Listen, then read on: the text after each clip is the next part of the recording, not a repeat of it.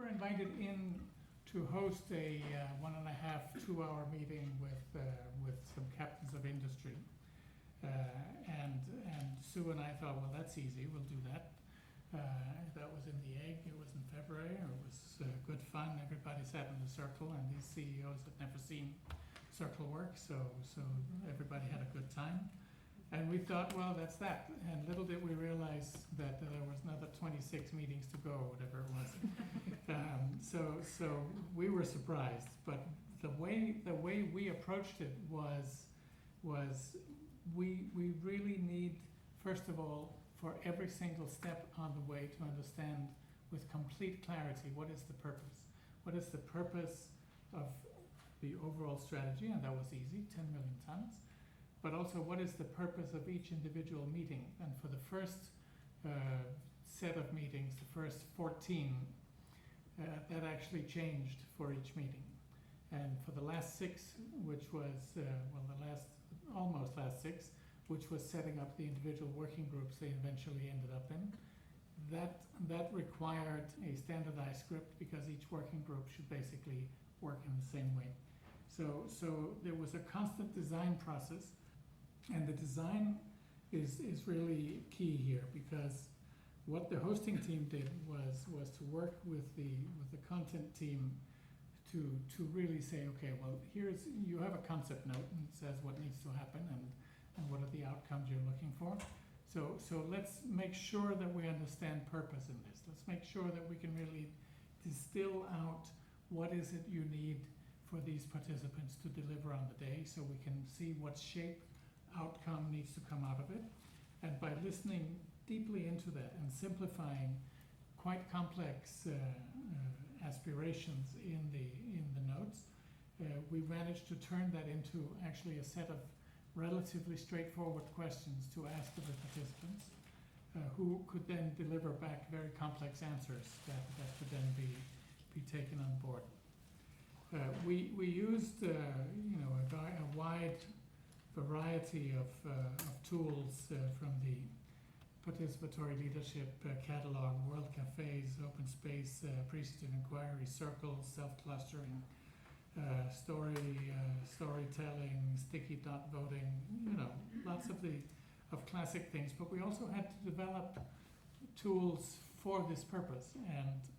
And one of the things which we had, and which we fortunately had done before, because it would have taken time away from actually hosting the plastic, was a process Sue and I had developed for approving documents in a participatory way. And it was about 2 years old at that time. We were sitting around one day and we said to ourselves, what is it the Commission does? Well, the Commission produces documents. So how do they approve those? Well, they do a lot of track changes around a long mill until everybody is desperate and they finally sign off on it. So we thought, well, what can we do to make this process participatory? And so we looked at various approaches and ended up with an actual process which basically requires a crack secretariat and a lot of preparation on the part of the participants. The work at first was to create a declaration, basically a charter of what are we going to do together in the plastics value chain, and second to work on, well, how are we going to do that? So we had this process, and that we used throughout the process to create agreement on texts.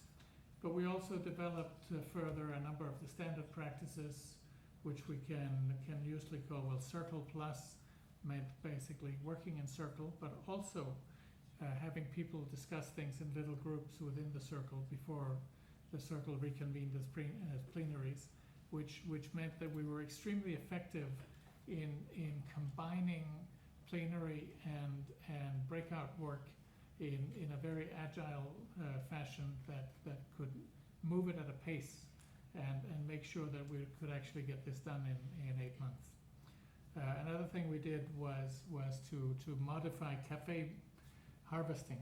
In World Cafe, what you often see is people harvest on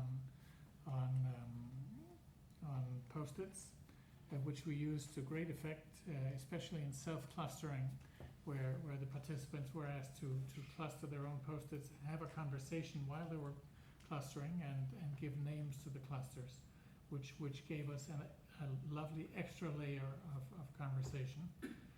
But we also had them harvest on harvesting sheets like you would use for open space, where we had asked them detailed questions we really needed answers to. So those are some of the mechanics of how we did it. But I think if you look at it from a more philosophical point of view, and we like to do that because we're that kind of people, what we were building constantly were really tight containers, meticulously planned, minute by minute, what was going to happen in this meeting. But the participants experienced essentially complete liberty because they felt everything just happened sort of naturally, and it couldn't have happened in any other way. And some of them did detect that yes, there was some structure to it, but generally they felt that they were working in a very free environment. And the meticulous planning is really necessary if you want to not stick to the plan. No plan survives first contact with the participants, but simply so the hosting team would know at all times where they were relative to what they had set out to achieve. And so if the plan needed to be modified, and very often it did, we reconfigured scripts completely on the fly. If we saw that what we had planned wasn't working or it wasn't delivering on the purpose, we could rewrite it on the spot. Also because the hosting team had complete trust, not just in itself, but also with the core team, and therefore, whenever the hosting team said, this isn't doing it, everybody agreed immediately, we'll change it. Or the other way around, if the core team wasn't getting the outcome they needed, we could come up with a script revision in minutes. So I want to conclude on just one thing that's important. Well, one and a half thing. First, the participants. They eventually got so used to working like this that you could actually put in a hosting team that wasn't familiar with the process. And we did that for some of the last meetings where we used the standardized scripts, and that worked extremely well. Also because by that time, this was after 18 meetings or something, the participants were actually trained. They knew what was expected of them. So you could host them with people who weren't completely familiar with it. But the most important thing I want to say is the material conditions. So you need an excellent room to do this in, an excellent flexible room where you can move the furniture around, where you can make a circle of chairs, or two circles of chairs in our case, because sometimes we had lots of people, where you have a breakout space with movable tables, where you can have cafes, where you can have open space, whatever you want. You need to have funding for lunch, because buying the participants lunch and having them lunch together, nobody left the room, was, for me, an integral success factor.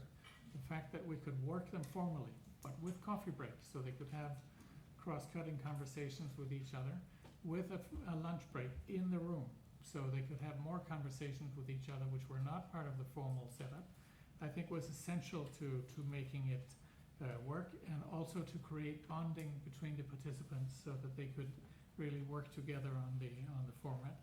And finally, you need constant support as a hosting team from the core team.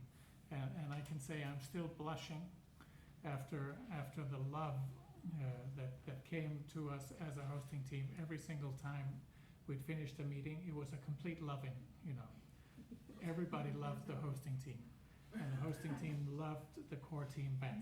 And I think that atmosphere, you think I'm joking, I'm not joking. That atmosphere to actually work like you're a family, even if you come from, you're brought together in a DG, or you come from different places and you're brought together to make this work, I think is essential. And the way we worked made that feeling happen.